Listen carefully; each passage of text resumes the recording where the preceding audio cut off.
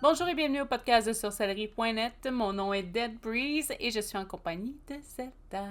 Coucou Zelda. Coucou Dead Breeze, comment tu vas?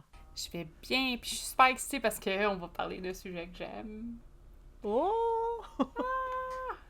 Parce qu'aujourd'hui on parle des dangers du spiritisme. Donc attelez-vous.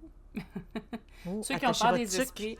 Oui, ceux qui ont peur des esprits, ben, peut-être que vous allez apprendre de ne pas avoir peur et de voir les signes avant. Mais on va faire le tour. Donc, si tu me le permets, Mais bien je vais débuter. sûr! Dans le spiritisme, donc, il y a toutes sortes d'esprits. Il y a des esprits qui sont imparfaits, il y a des esprits qui sont plus malveillants, il y a des esprits qui sont plus trompeurs. Donc, c'est parfois une science qui peut être un petit peu à risque. Donc, il y a des esprits qui sont imparfaits, qui sont attachés à tout ce qui est physique. Et ces esprits-là, parfois, ils sont un petit peu taquins. Okay? Il y en a qui sont malveillants, il y en a qui peuvent essayer de faire du mal. Tu sais, on en voit dans des... C'est exagère un peu, là, à quelques reprises, mais par exemple, dans les films d'horreur, on en voit quelques-uns, là, qui, bon, ils brassent du stock, ils font voler des trucs, ils font peur à tout le monde. Je vous dis Tu veux pas que dire ça ceux va arriver que... automatiquement, là. C'est un film quand même, mais... Ouais, mais tu veux dire ceux que dans les films, nécessairement, ils appellent des démons, là? Ouais, généralement, c'est ceux-là qu'on va un peu imager de cette façon-là. C'est très rare qu'un esprit pur ou un bon esprit va faire coucou, je m'en viens faire du bordel chez toi. OK? Donc, c'est vraiment basé sur les esprits malveillants et trompeurs. Il y a une touche de psychologie aussi. Des esprits malveillants, ben, ça peut tromper, ça peut essayer d'effacer des idées que vous avez, des influencer négativement tout ce que vous avez en tête. Donc, euh, évidemment, moi, je me fie toujours un petit peu à Kardec sur les définitions parce que c'est lui qui m'influence. Il y a d'autres personnes. Ils vont avoir généralement des titres quand même assez semblables sur qu'est-ce qui se passe dans les dangers. A priori, je dirais il y a trois grands dangers, puis vous m'avez entendu en parler dans le passé, je vais me répéter un petit peu. On a l'obsession simple, la fascination et la subjugation. En spiritisme, principalement, ces trois-là reviennent. On va parler de d'autres choses qui peuvent être considérées comme des dangers juste à la suite. On va juste se focusser sur ces trois-là en début. Une obsession simple, c'est quand un esprit s'impose à un médium. Okay? Il communique contre sa volonté, il perturbe les communications prévues. En gros, vous essayez de contacter, je sais pas, un défunt que vous connaissez, puis là, il y a un esprit qui va s'appeler, je sais pas, moi, l'esprit Zelda, tiens. L'esprit Zelda vient sur la planchette, puis il fait « Coucou, c'est moi, c'est Zelda. » Puis tu dis « Non, mais c'est pas toi, je veux parler. » Mais à chaque fois que tu essaies de communiquer, c'est l'esprit Zelda qui s'en vient. Tu vas être l'esprit taquin aujourd'hui. Ah ah! Mais c'est un peu comme dans le film, tu sais, je pense que c'est Mon fantôme d'amour en français, où est-ce qu'à un moment donné, lui, ben, tu sais, Patrick Swayze, il vient s'imposer, il passe par-dessus toutes les autres, puis tu sais, comme c'est moi, je sais pas si tu te souviens de ce film-là. Ben, j'ai pas vraiment vu ce film-là, mais je sais de quoi tu parles, par exemple. J'ai vu des parties. J'ai pas vu dans Ah bon? l'entièreté. Mais, Il a là. mais oui, c'est un... L'image est bonne, par contre. C'est comme il y a une file d'attente, il y a des esprits qui veulent vous parler ou vous dire des messages, puis cet esprit-là, il tasse tout le monde, puis il prend la place, puis il dit « C'est moi qui ai l'exclusivité. Okay? » C'est des communications qui sont forcées. Par exemple, je sais pas, vous faites des rêves souvent qui sont liés avec les défunts, vous laissent des messages, ben lui, il va apparaître, t'es comme ouais, puis il va un peu prendre la place, ok? Là, je le fais de façon comique, mais ça se peut que ça ne soit pas comique, ok? C'est une C'est une influence qui... image. Oui, oui, c'est une image. Parce que c'est un sujet qui est lourd, fait que j'aime mieux le laisser un petit peu, avec un petit peu de légèreté, mais c'est quand même assez sérieux. L'influence est agaçante, mais elle est limitée. Donc, généralement, il y a une limite aussi loin qu'il va. Le médium, donc celui qui reçoit les messages, il est quand même lucide. Il est conscient de ce que l'esprit, il est pas fiable. Là, il voit bien là, qu'il y a un problème. Là. Puis il fait, voyons, il est bien tannant, lui. Il arrête pas de venir me voir. Puis il crée une perte de temps. Il va créer des communications qui veulent rien dire.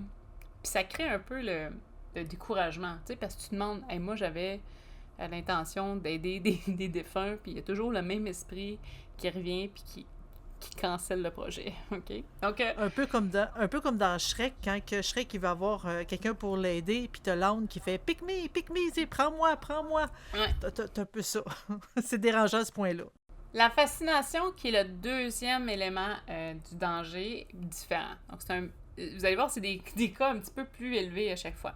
La fascination, c'est que l'esprit arrive à tromper le médium en lui faisant croire que ses messages proviennent des esprits supérieurs, proviennent d'une intelligence supérieure, alors que c'est du faux.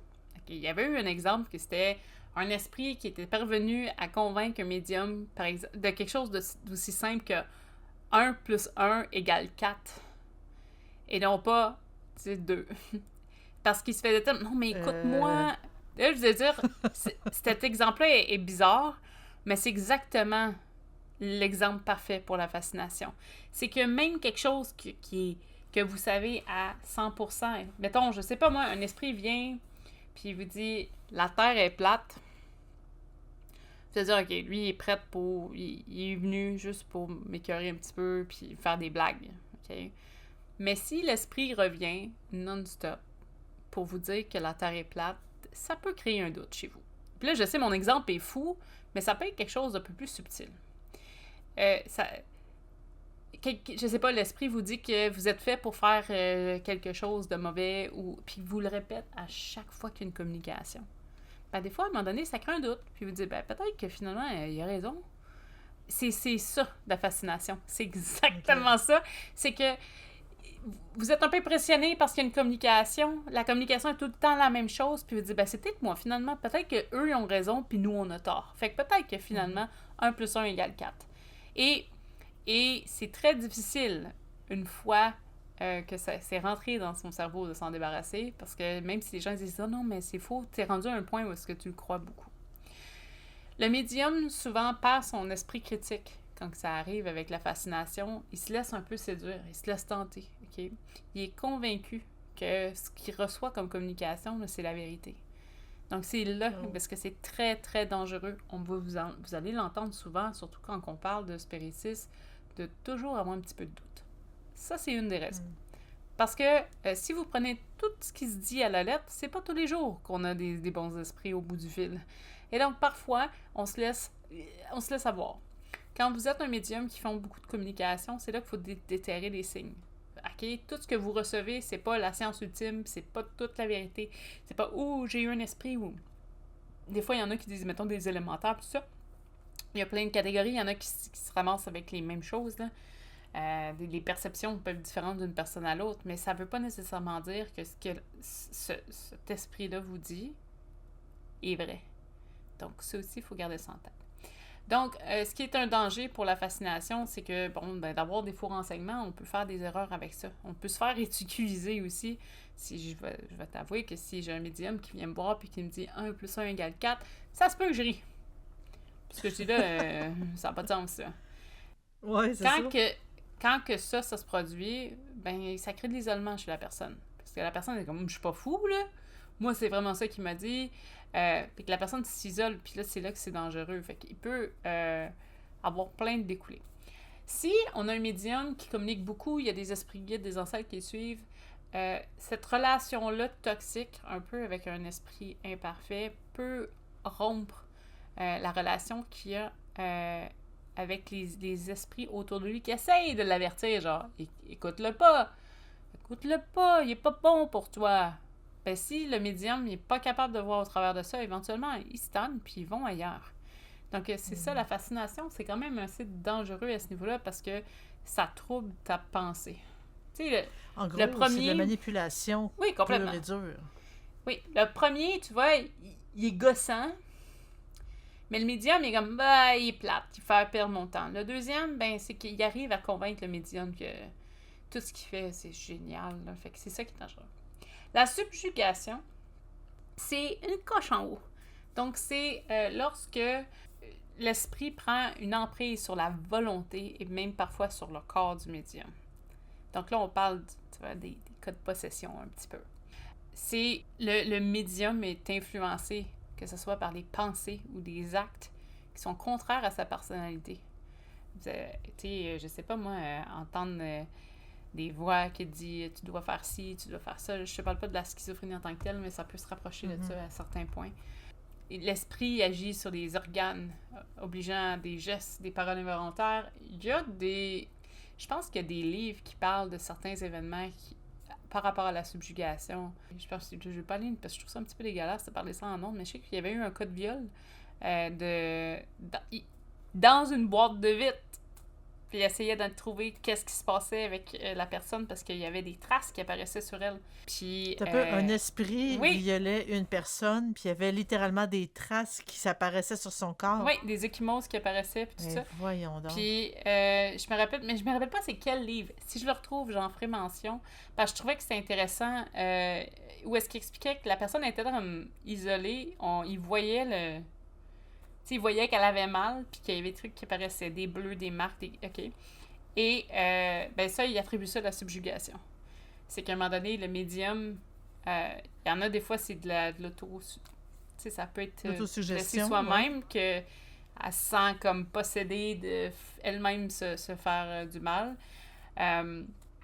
Mais il y a des trucs comme ça. Là, on parle vraiment comme dans les cas de films d'horreur. Tu sais, les films d'horreur, souvent, là, c'est ça. C'est un peu ça qu'on voit. Ouais. Style l'exorcisme? Genre. Fait que là, il y a une grave perte de contrôle, une atteinte à la liberté de penser, d'agir, de souffrance psychologique, d'isolement social. Évidemment, l'isolement social, là, parce que tout le monde pense que c'est fou, là. Ben oui. C'est aussi les cas de possession où l'esprit prendrait le corps puis parlerait au lieu de la personne. C'est là qu'on voit les troubles de la personnalité qui peuvent ressurgir, tout ça. Il y a plein de trucs aussi qui se mêlent avec la psychologie humaine, là, parce qu'on est un corps matériel. Puis si on a deux esprits dans le même corps, mais ça crée un conflit. Donc, il y a ça aussi qui embarque en ligne de compte. Généralement, on parle pas de possession de mémoire, parce que ça fait vraiment longtemps que j'ai pas parlé du sujet. On appelle ça de la subjugation, parce que le terme possession, c'est un terme qui venait du christianisme et qui était juste relié aux exorcismes et tout ça. Et donc, pour éviter de juste balancer ça à une religion comme dictateur de comment qu'on appelle tout ça, on est retombé dans le terme subjugation. C'est le plus gros danger, parce que ça peut être une atteinte à la vie de la personne aussi. Les pensées suicidaires, ça peut rentrer là-dedans aussi. Il y a plein de choses. L'esprit, il joue avec ton cerveau.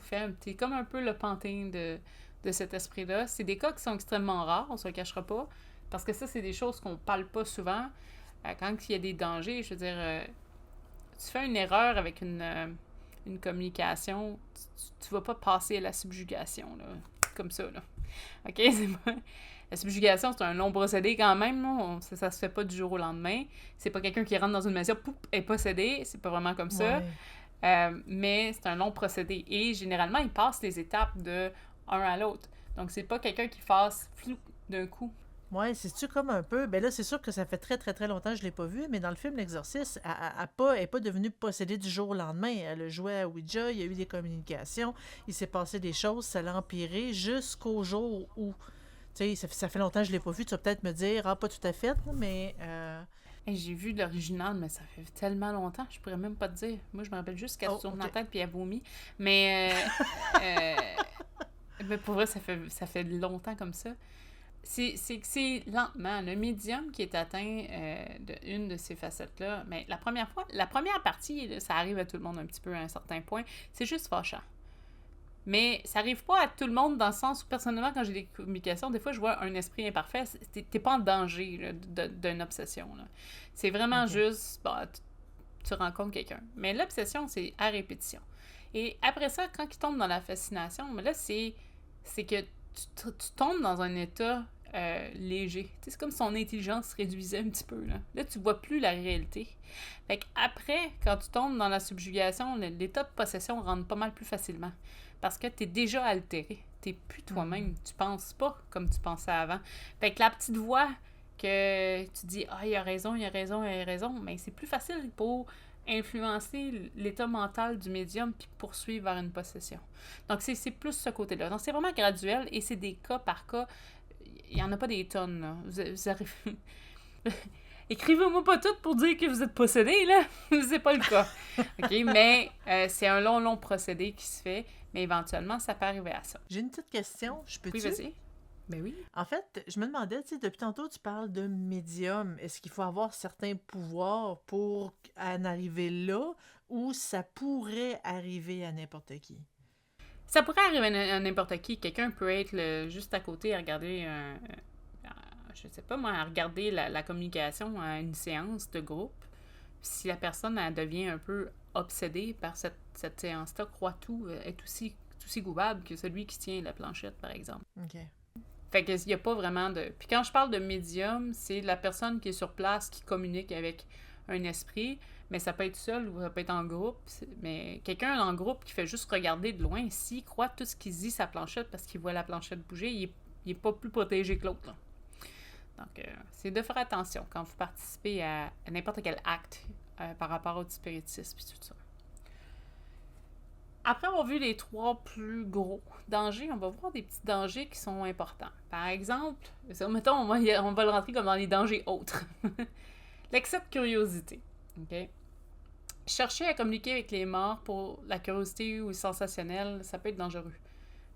Généralement, on ne dérange pas les morts pour rien. Ça, c'est aussi de l'éthique. C'est de faire attention à ça. On peut ouvrir des portes à des influences qui ne sont pas nécessairement vraiment bonnes pour nous et créer une sorte d'angoisse qui est vraiment inutile. Vous n'avez pas besoin de passer au travers de tout ça. Faut toujours agir dans le respect avec une intention morale quand on fait de la communication. Ça, c'est une grosse partie de la doctrine spirit. C'est correct d'être curieux. Okay? J'empêche pas la curiosité, mais comme je vous dis, mettez votre pied au sol, restez, comme on dit, grounded, hein? Restez attaché au matériel. Okay? C'est correct d'être un peu épaté ou surpris ou impressionné de ce qui se passe, mais il faut garder sa tête. Okay? C'est impressionnant quand ça bouge. Si vous communiquez puis vous êtes au bout du fil, là je parle de plus les planchettes, l'écriture automatique aussi, mais j'en fais moins. C'est impressionnant les premières fois que ça bouge tout seul. Et puis là, après ça, tu dis « Oh, je suis capable de communiquer avec les morts, je devrais le faire plus souvent. » Et là, ça peut devenir dangereux parce que vous devenez dépendant à la communication. Et c'est là que, par exemple, vous tombez à cible parce que vous êtes moins focus. Vous êtes plus léger. Tu sais, on en voit là, des fois sur YouTube, sur Twitch, ils font des communications là, juste comme ça. Là. Tu sais, c'est la plupart du temps, ça va être inventé. Là, je vous cache rien. Là, je m'excuse pour ceux qui essayent beaucoup, mais sur demande, surtout seul avec une planchette, là, c'est très, très... pas très fonctionnel. Là. Mais ceux qui font ça à des excès, ils vont accrocher des esprits qui sont pas nécessairement sains, puis ça va rester accroché. Ils sont beaucoup plus à risque d'une obsession simple. Donc, c'est de faire attention. C'est correct d'être curieux. Il faut juste pas trop en vouloir. Puis, appelez pas des défunts pour leur demander la loto, là. OK? Je sais que ça paraît ridicule, ou les grandes stars, là, mais ça se fait beaucoup trop souvent. Ah ouais? On en a parlé, l'excès de curiosité peut aussi créer de la dépendance. Il y en a qui deviennent dépendants de la communication. Puis, c'est difficile. Des fois, on perd quelqu'un de proche. Et là, ceux qui savent communiquer avec les esprits, c'est toujours un peu plus difficile, cette partie-là. Même si le deuil, on le vit un peu mieux parce qu'on a une façon de voir les choses qui est différente. Tu dis, je suis à un pendule de pouvoir communiquer avec quelqu'un que je connais.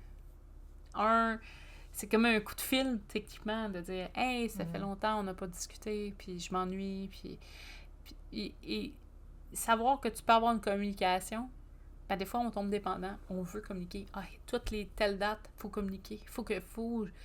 Je peux pas, il décroche pas dans le tant que tel. Mais c'est là aussi, il y a un problème de détachement, dans le fond. On se détache de la réalité, on veut juste communiquer avec les morts. C'est pas correct. Ça crée de la confusion. Il faut rester proche de ce que nous, on est. On a aussi des influences émotionnelles. Okay? Les esprits, ils se reflètent sur votre niveau émotionnel. Une erreur, une personne qui est faible, qui a peur, il va recevoir des messages perturbants. Je donne un exemple. Vous êtes dans une séance de groupe. Tu sais, mettons, je vais expliquer dans le passé les protections. Ben, moi, je fais... S'il y a des gens qui veulent qu'on fasse un cercle de protection, je le fais. Moi, personnellement, pas très là-dedans. Je m'en fous. Ça fait pas une différence dans mes communications. Mais si ça fait en sorte que la personne dans le cercle se sent à l'aise et en confiance, je vais le faire. Parce que s'il y a des gens qui sont nerveux, ils ont peur, c'est là que les choses peuvent déraper. Parce que même si le médium est en contrôle, il faut qu'il soit capable de contrôler les personnes autour de lui pour pas que ça dérape. Donc, avoir de la communication fréquemment peut jouer aussi sur vos émotions Et donc, c'est important, de comprendre dans quoi qu'on s'embarque, mais aussi de faire attention à ça, parce que vous ne voulez pas partir de toutes les côtes. Puis, c'est important d'avoir un peu son comportement, comme on dit, in check, avant de faire une communication. Si vous êtes sur un effet de drogue, si vous êtes surexcité, ça va pas bien à la job, au travail, pardon, et vous décidez de communiquer parce que ça va vous faire du bien, ben ça se peut que ce que vous attirez soit autant heureux que vous. Et évidemment, c'est du sarcasme, là. Vous avez une mauvaise journée, c'est peut-être pas le meilleur temps de communiquer. Parce que s'il y a quelqu'un qui arrive puis ça vous convient pas, ben ça se peut que vous êtes irrespectueux puis que vous êtes un peu plus méchant puis vous devriez pas. Donc, c'est des petits détails comme ça qui sont importants. Pour ce qui est des dangers, ben, il y a des effets physiques, de la fatigue, du stress, du trouble émotionnel. Vous absorbez des énergies quand vous recevez des messages. Personnellement, ça m'est arrivé, moi, quand je communique, je sens, ça me tire dans le dos, je sens quelque chose m'agripper par le bras. Ça te draine, comme on dit, ça te vide d'énergie. Des fois, c'est correct, tu prends une pause, tu te recrinques, puis ça va bien après. Puis ça aussi, c'est important, là. Faut prendre des pauses, là. Faut pas faire 8 heures de communication, vous allez être mort à la fin de la communication. Ça tire du jus. Donc, il faut faire attention. Vous pouvez vous malmener avec la fatigue. La fatigue va vous faire des erreurs et va jouer aussi sur vos réactions, comment vous vous sentez, vos émotions. Tu sais, c'est normal, des fois, il y a un petit peu d'excitation face à une communication. Ça va monter, ça va descendre. Vous allez sentir peut-être une main sur votre épaule. Oups, vous allez être tense. Moi, parfois, quand que je fais de la communication avec la planche, la planche Ouija, ben, je perds la sensation de ma main. Je ne sens plus ma main du tout, hein, que ça se promène. Là. Ben, des fois, quand ça revient, quand ça revient, c'est pas agréable, OK? Tu prends une petite pause. Oui, je perds, je te dirais peut-être à moins la moitié de la sensation. Mes doigts, ils viennent froid. C'est spécial, mais c'est comme ça. Je sais pas si c'est le mouvement, peut-être, mais moi, ça me fait ça. Pourtant, ma souris, je suis correcte, là, mais... Mais quand tu dis que ça revient comme quand on a comme des fourmis? Ben, pas beaucoup, là, mais un petit peu, oui. OK. Puis ça, c'est autant physique, de la fatigue, que psychologique. Comme je dis, ça vous tire du jus. Donc, des fois, vous prenez, OK, on prend une petite pause, on prend une petite demi-heure, et prendre une marche, sortir, prendre l'air dehors avant de recommencer, surtout dans les séances de groupe. Parce que les groupes aussi, il y a plein de questions, là. Je veux dire, ça bouge beaucoup, donc ça vous tire un peu de jus. C'est correct, c'est pas de mal, ça vous évite ça. Tu vois, souvent, on va conseiller d'y aller avec modération, de préparation, d'encadrement, juste pour éviter, justement, que s'il y a des petites embûches comme ça vous fasse mal. Il faut faire attention à tout ce qui est des illusions, des superstitions. Des fois, vous allez voir, il y a des esprits qui s'essayent beaucoup. Le spiritisme en tant que tel, la pratique n'est pas pour encourager la peur, pas pour encourager la superstition. Donc, il faut juste de faire attention de ne pas interpréter des phénomènes naturels ou normaux comme un truc occulte ou maléfique. Ça se peut, des fois, vous êtes en communication puis il y a un flash électrique. C'est pas nécessairement l'esprit, OK? Ça se peut que ça soit ici, ce serait Hydro-Québec. Ça se peut que Hydro-Québec ne marche pas. Qu'il y a un petit flash de courant, il fait peut-être mauvais dehors. OK? Ça arrive. Il y a des Comme circonstances. des fois, on voit dans certaines vidéos que le père, il sait que les filles, ils jouent à Ouija, puis ils vont dans l'espèce de boîte électrique pour ouvrir la lumière de leur chambre, puis ils entendent crier. Ben oui, exactement pareil, mais c'est pas... c'est juste que faut faire attention parce qu'il y a des illusions de la tromperie. C'est pas nécessairement l'esprit qui crée de la... C'est juste qu'il y a des phénomènes naturels qui existent tous les jours. Tu sais, ici, là, après l'hiver, des fois, quand on est au printemps, les clous craquent. Je sais pas si t'appelles ça comme ça, là, mais... Oui, ben, ouais, c'est comme si ça explosait un peu, puis on entend craquer dans la maison pour aucune bonne raison. Ça fait vraiment comme un pow! Puis c'est des clous, OK? C'est le chaud-froid. C'est un phénomène totalement naturel. Mais si ça fait pow pendant que tu es sur une planchette Ouija ou en train de faire l'écriture automatique, ça se peut que le premier réflexe que ton cerveau a, c'est « Oh mon Dieu, il est pas content » ou « Il y a un esprit qui veut dire quelque chose. Okay? » Donc, c'est de faire attention de faire la différence entre l'illusion et la superstition.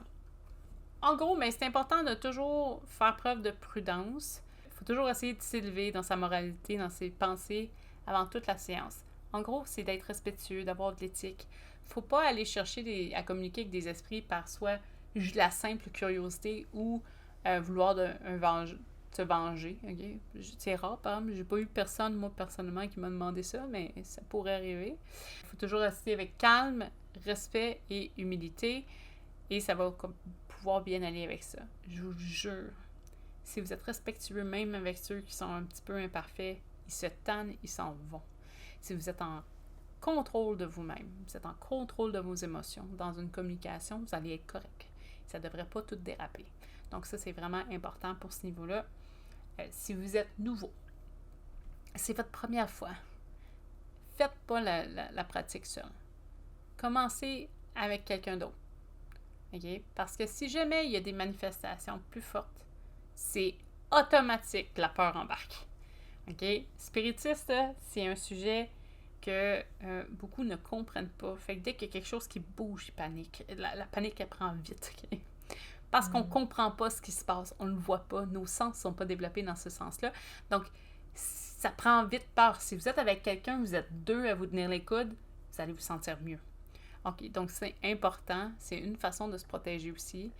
C'est sûr que si vous êtes avec quelqu'un qui a peur de tout, c'est peut-être pas l'idéal, mais je veux dire, prenez quelqu'un qui s'enligne dans le même sujet puis qui est sérieux, vous devriez être correct.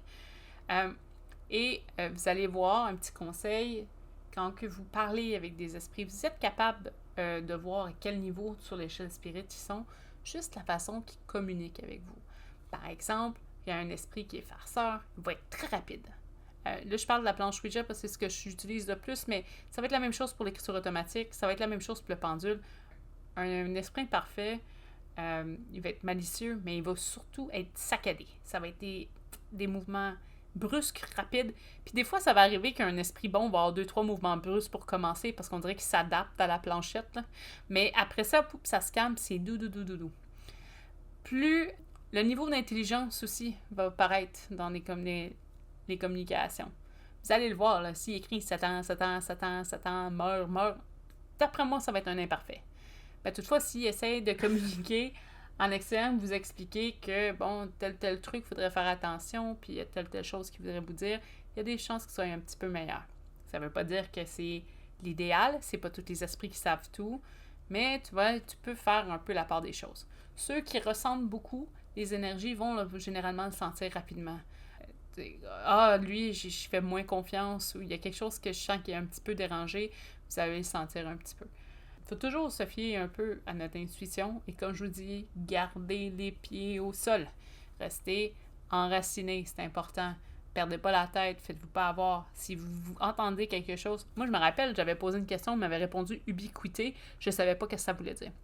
Je le savais pas, ça faisait pas partie de mon vocabulaire. Je l'ai gardé, je l'ai noté, puis plus tard, là on parle dans la même soirée, mais genre à 2h du matin, je suis arrivée chez moi, puis j'ai regardé, puis ça fait du sens. OK?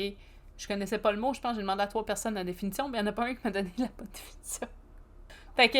ça va bien. Fait que je sais que cette personne-là qui m'a répondu, c'était pas vraiment... Il aurait pas dit ça si c'était un malsain. Il aurait écrit niaiserie, tu sais, genre partout, ou dans toi, ou tu sais, quelque chose qui n'a pas de sens, mais il aurait écrit autre chose. Fait que des fois, vous pouvez le noter avec ça pour faire attention avec ça. Si jamais ça vous intéresse d'en apprendre un peu plus sur le spiritisme, je vous conseille sur Twitch de venir nous voir sur Deathlight. Aussi en participation avec le Twitch de sorcellerie.net. On spécialise un peu plus sur le côté des esprits. On vous encourage à venir nous voir sur Discord, sur le Discord de SNET. On a YouTube, on a Spotify, on a plein d'endroits où les podcasts sont disponibles. Vous avez aussi tous les liens en descriptif. Et je vous rappelle, le live stream de sorcellerie.net est sur Twitch. Et tu vois plein de choses avec ça. Là. On voit, il y a des livres, il y a des activités. Parle-nous en plus, là. Regarde, on ouvre des boîtes surprises à thème. On découvre, justement, on fait des rituels. On parle un peu plus de sujets précis. On rédige des grimoires. On fait ça aussi, en effet.